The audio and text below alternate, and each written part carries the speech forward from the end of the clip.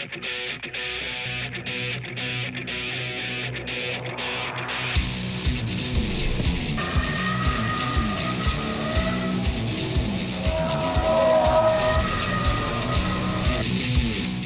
det får det spazieren da. Das sind keine Hot Laps von ihm, das sind Warm Laps.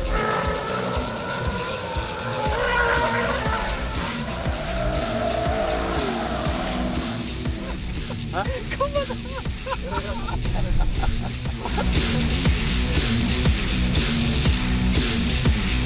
that was a hot lap. Yeah, David Coulthard is going to take me on a spin, and I've been dreaming about this since I was a little kid. You're used to being in control. You know, you're a helicopter pilot, all of the amazing things you've done.